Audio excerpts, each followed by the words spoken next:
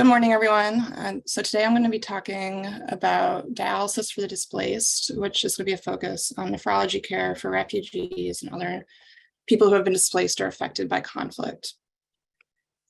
I'll start with this quote from a poem by Warsaw Shire: "No one puts their children in a boat unless the sea is safer than the land."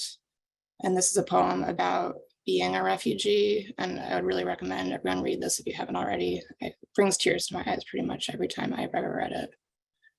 So for learning objectives today, I'm going to be discussing statistics and background of the international refugee population and infrastructure writ large.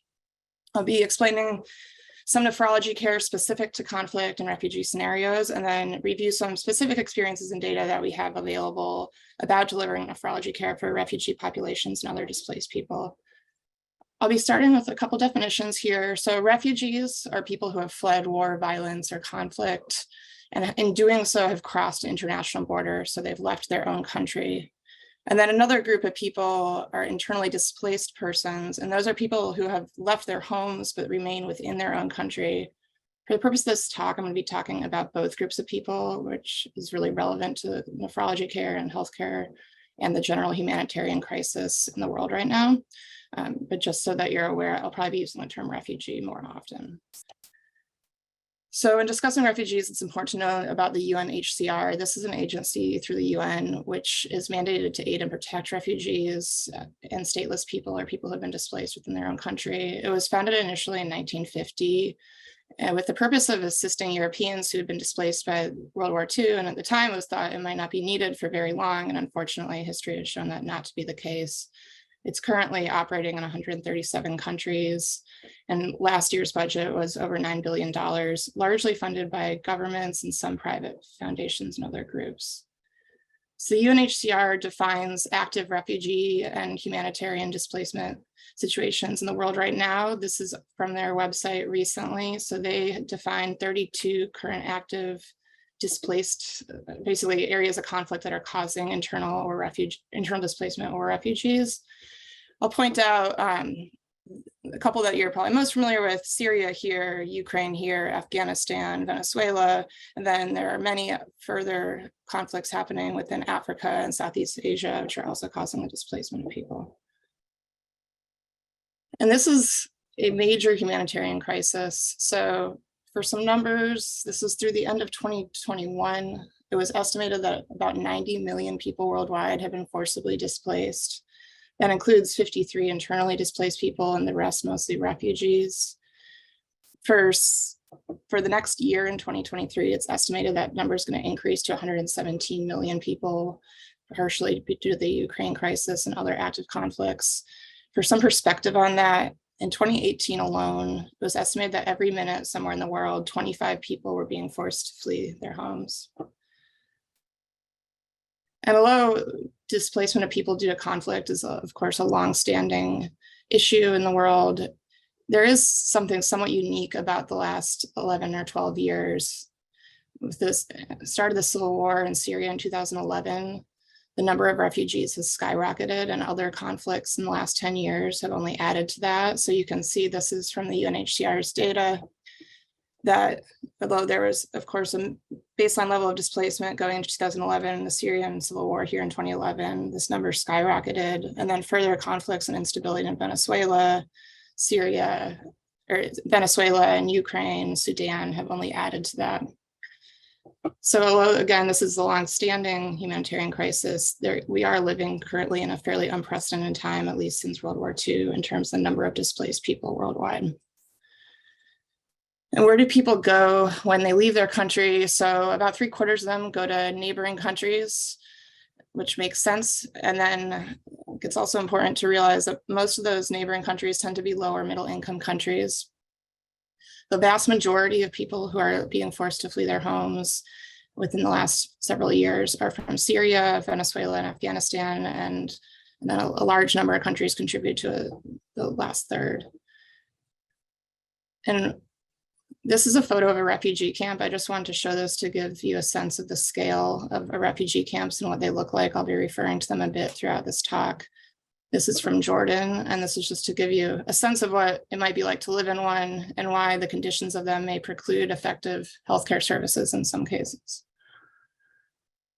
I'm going to switch gears a little bit now and talk about conflict nephrology, and specific to the topic at hand. So conflict nephrology is a category within disaster nephrology, which is a larger category of nephrology care. And conflict nephrology is generally divided into three categories. It's caring for AKI secondary to conflict-related injuries, such as rhabdomyolysis, which I won't really be discussing much today. And then the other two categories are the care of dialysis patients, which requires advanced technology and equipment during times of conflict, and then managing transplant patients where disruption of care can lead to graft loss.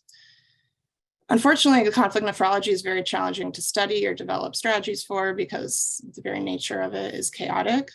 And so a lot of data and strategies are extrapolated from disaster nephrology pertaining to natural disasters, such as earthquakes and hurricanes. There are some really key differences, though. Conflicts tend to be much more prolonged than natural disasters, which are usually a single event. And conflicts present a sustained risk and danger to people who are trying to provide healthcare or other volunteer services to those who have been affected. So those who are trying to help are oftentimes themselves putting their lives at risk. And as you can imagine, there's major challenges to providing nephrology care in conflicts. So in places that are affected by war, there are usually staff shortages, dialysis techs, nurses, physicians are not available.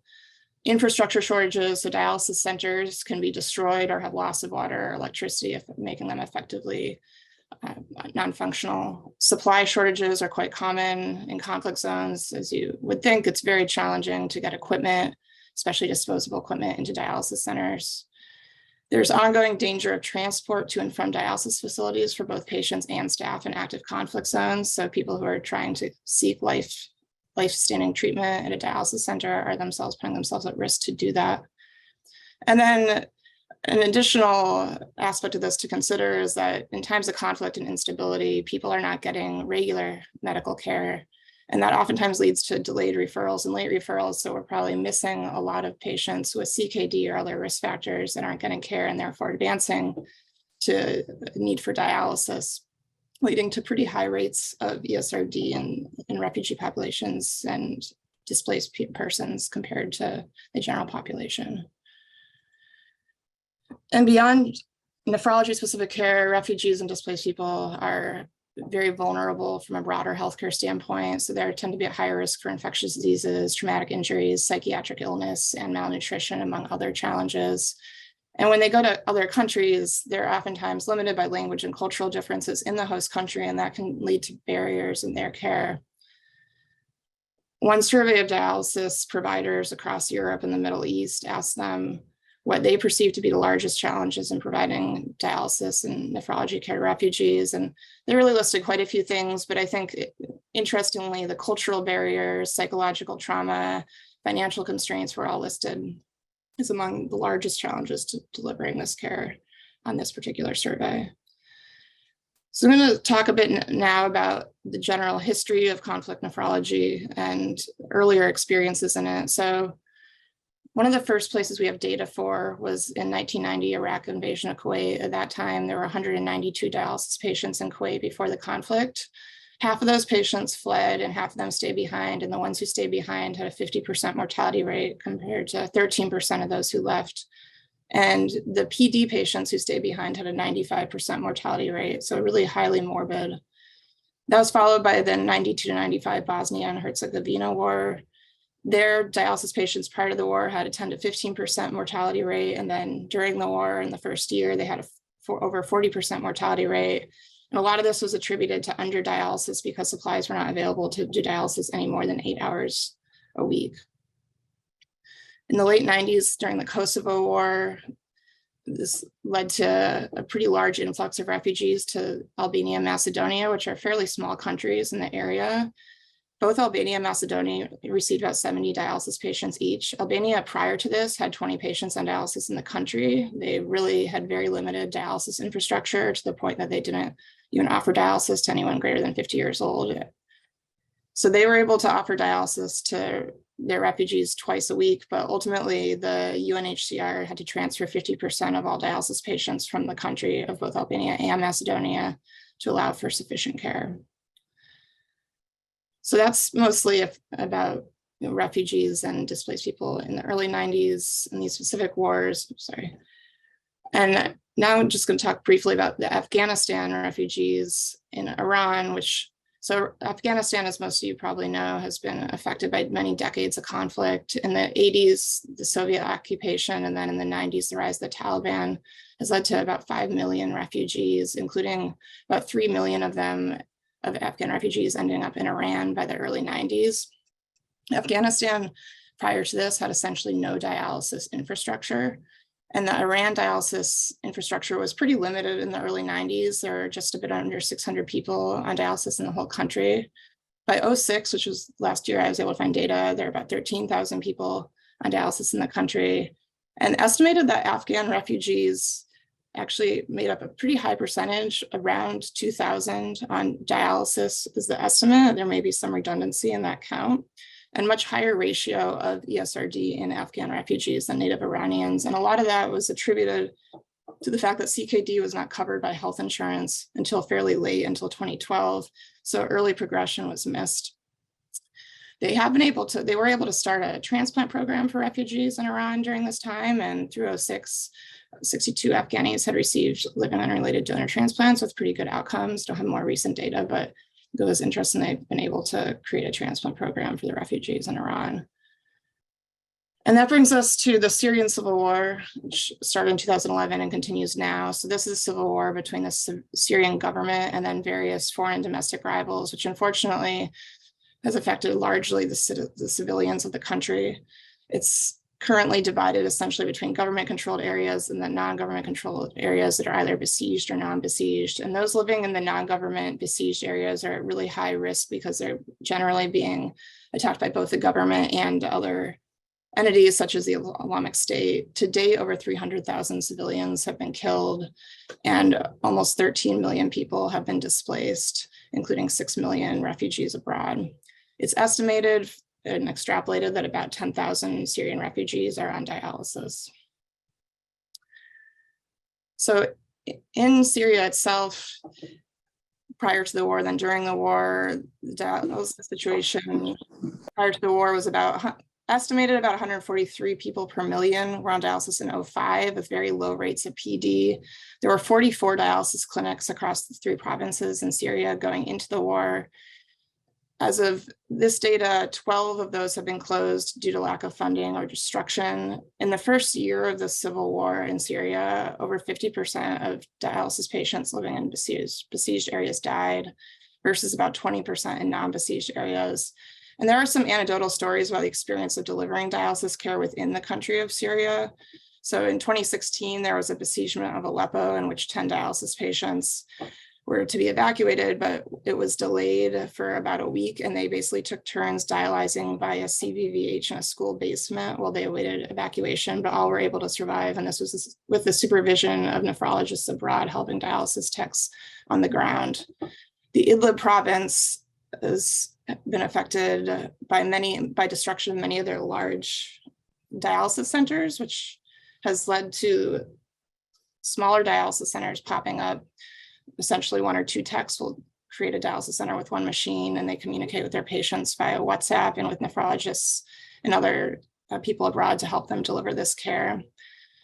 There have been found to be higher rates of nitrites and aluminum at these centers, which you'd expect, but fortunately they have found ways to at least deliver dialysis care to patients living in this area despite the destruction of larger centers.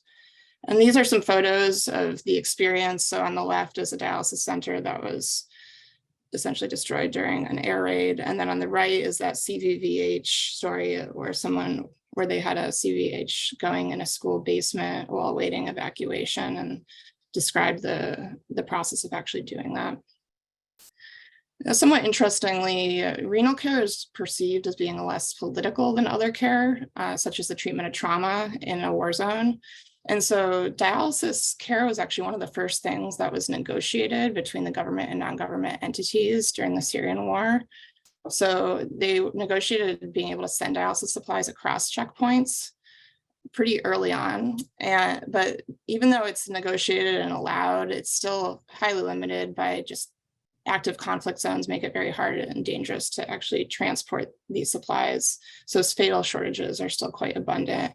I think this photo is somewhat surreal of a bunch of dialysis, say, on carts being led through a war zone at a checkpoint.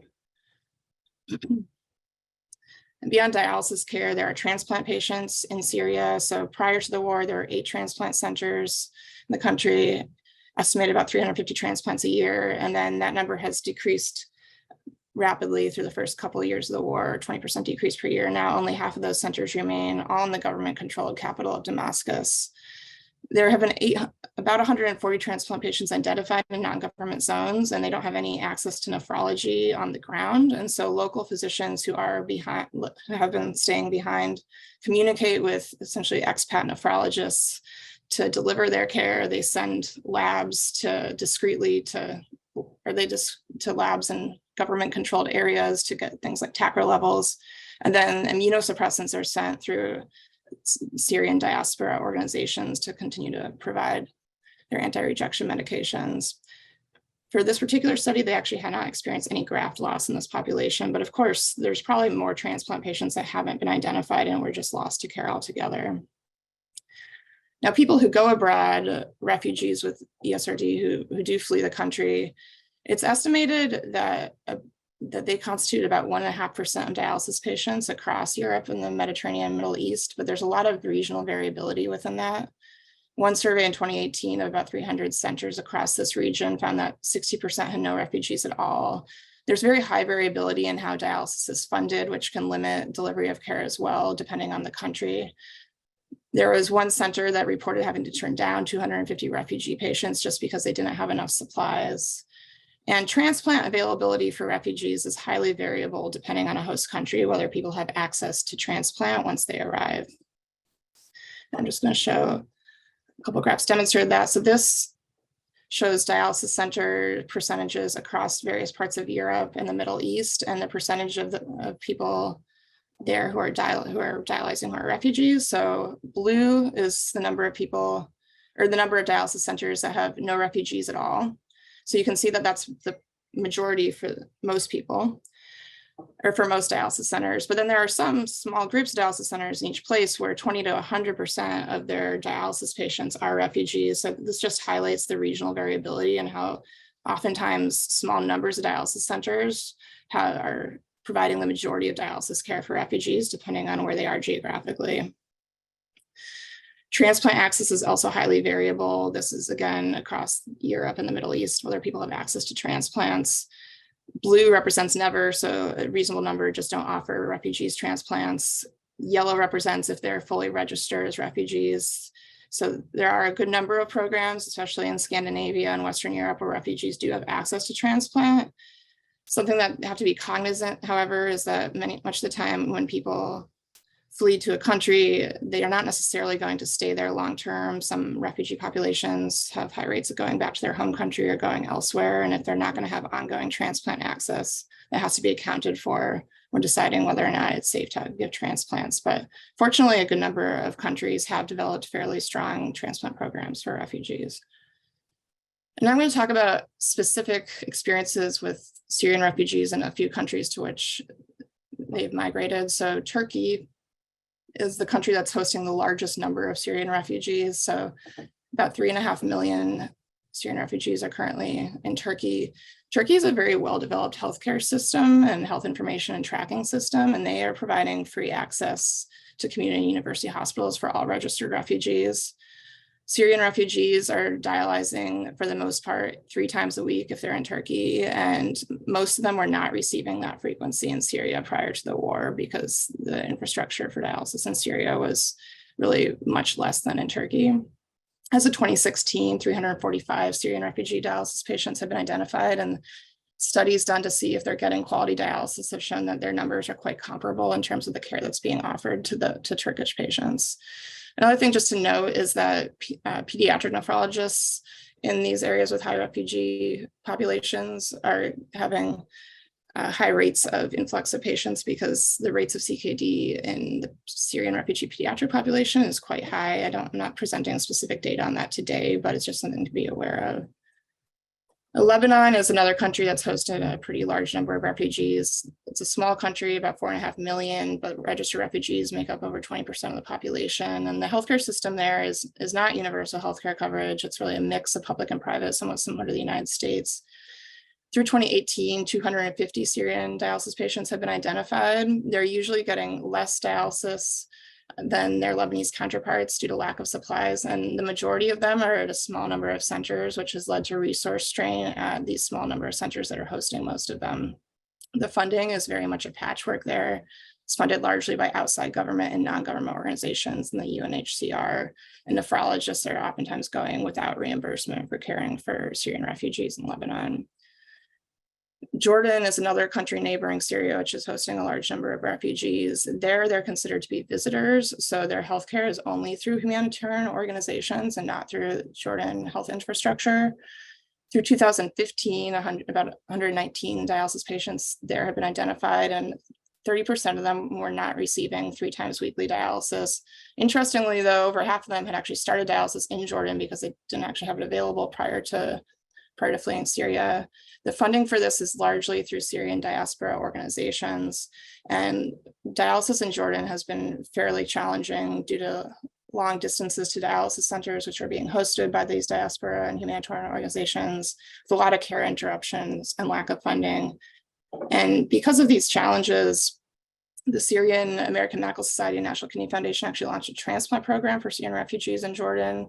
And then through 2019, they were able to do 7 transplants, all with very good outcomes and found to be very cost effective, with a difference of $12,000 versus $1,000 a year to care for these patients after transplant versus dialysis. However, the challenge with this moving forward is that it's hard to ensure ongoing care and ongoing funding of immunosuppressants and delivery of immunosuppressants. So there's still concern about whether this is really scalable because of how dependent it is on outside, somewhat fragmented care. And then refugees in Europe, there's not as very much data or solid data on this, but there's one study about pediatric refugees in Germany. Now, Germany has received basically the most of Europe, the most immigrants, and 1 million as of 2016 alone. One study looked at the pediatric dialysis patients in Germany and found that 20% of them were constituted of refugees. This isn't Syrians only, this is from all over. Their challenge there, often saying that it's hard to know people's medical history when they come. They oftentimes arrive undiagnosed or didn't have access to dialysis care prior to coming to Germany. And although PD is oftentimes the preferred modality for pediatric patients, it's oftentimes limited in refugee populations in Germany due to what's not considered sufficiently sanitary conditions for PD at home. They have developed a transplant program there, though, for refugees, and a quarter of patients had undergone transplant in Germany at the time of this study. And that brings us to the Russo-Ukrainian War, which I'm sure most of you know about. Started about a year ago now when Russia invaded Ukraine. It's the largest military assault on Europe since World War II. Estimated that almost 16 million people have been forced to flee or internally displaced. Prior to the war, about 11,000 Ukrainians were either on dialysis or had transplants, and they were prioritized for immigration to other EU countries because of the potential danger to them of staying behind.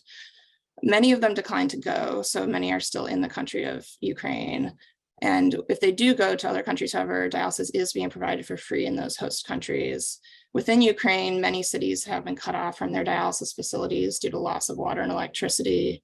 Dialysis equipment, there's a lot of anecdotes about it being moved to basements or being moved to areas where it's safer to offer care. One center in Mariupol had 49 out of 50 patients die because essentially dialysis was just not accessible during a prolonged attack there.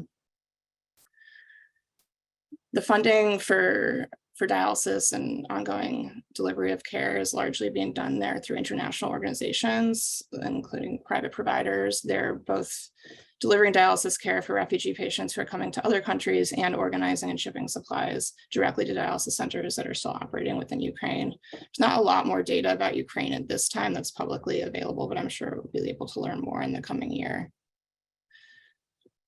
And what about PD? So I think going into this, I thought that PD would be much more common in this population. Most of the data I've shown you have been about hemodialysis. A lot of the reason for this is that PD rates are low or even non-existent in many affected countries. So for example, 4% of dialysis patients in Syria were on PD. Venezuela, which is a country with a large refugee population currently, had their program discontinued altogether several years ago. PD is also more expensive in a lot of host countries compared to hemodialysis. One survey looked at the cost of it across Eastern and Central Europe and found that the average cost is 25,000 euros versus 15,500 for hemodialysis. So cost is oftentimes a limiting factor as well. And then within war zones and refugee camps, the delivery of PD fluid bags is oftentimes too expensive or just impractical. Poor sanitation in refugee camps is also often cited as a reason that PD can't be offered. And even if it is able to be offered, because PD is so uncommon in the home countries of many refugees, it's perceived as inferior. So many patients, if offered it, have said they don't want it because they don't perceive it to be equivalent to hemodialysis. So this has been mostly talking about refugees abroad, which is where the majority of refugees in the world are. About refugees in dialysis in the United States. The short answer is that we don't know how many refugees are in dialysis in the United States. That granularity of that data is not recorded in the USRDS. When refugees come to the United States, they do so through the US Refugee Admissions Program, which is managed by the Department of State and Homeland Security. If they are admitted as a refugee, they are eligible for some US government financial assistance. To apply for this to be a refugee, they do so through the UNHCR in whatever country they have fled to, and then have to go through this long screening process to come to the United States. Usually lasts greater than 2 years if they do get admission. A couple definitions if you're reading about this topic any further, just to be aware of. In the United States is asylum seekers. So these are people coming to the United States who have not received refugee status, but are essentially coming seeking asylum and might be able to do so through the legal system. And if they do get asylum, they become asylees, and then they have the same rights as refugees and access to the same resources. Undocumented immigrants is another category, and those are people who are in the country without legal status, and they usually are not able to claim asylum. Of course, dialysis care for the undocumented population is a major topic that could take many, many grand rounds and is getting more attention today, but it's not really the focus of this talk. US refugees admissions to the United States in the last 5 or 6 years has drastically dropped, partly because caps on refugees was lowered substantially during the last presidential administration. The ceiling set for 2021 was initially 15,000, which is the lowest it's ever been. The Biden administration did raise that up to 65,000 last year, but we're still lagging way behind on people who are actually being admitted to the country versus the number of people that we would allow to be admitted. So the US arguably is not really providing a lot of refugee care at this time because of the limits and bureaucracy that's surrounding it currently. Once refugees do come to the United States, they have access to the Refugee Medical Assistance Program, which is a federal program that provides 8 months of medical benefits for refugees and asylees. And the waiting period for Medicaid is also waived for them. So immigrants generally have to wait 5 years to be eligible, but refugees do not. However, in the states that have not expanded Medicaid, eligibility requirements are still the same, so they may still have limitations on actually accessing care. So in conclusion, there's very limited and piecemeal data on this topic for the refugee and displaced population. Dialysis and transplant patients are really high risk during armed conflict because they rely on continuous life-sustaining therapy. The host country healthcare infrastructure where refugees go is paramount to whether renal care can be delivered effectively, as demonstrated between the various countries that I showed you and the different experiences of refugees in those countries. There's a very high reliance on NGOs to fund the delivery of care for refugees, but at the end of the day, with dialysis, it's usually still dependent on the host country's infrastructure, which is somewhat unique in this particular healthcare space. Caring for refugees requires navigating many language and cultural barriers and attention to psychological trauma, and that applies, of course, well beyond nephrology. And within conflict zones and refugee areas, there's been a lot of creative use of technology and many dedicated providers who have been able to effectively deliver care in really tough times, even within dialysis. And then within the United States, we basically, and many other high-income countries as well, we really just don't have much data on this topic for refugees. So what can you do here? So these are a variety of organizations that are kind of delivering dialysis and other nephrology care abroad, or are just delivering care to refugees abroad, and becoming involved or donating to these organizations, if it's interesting to you, is something that could potentially be valuable.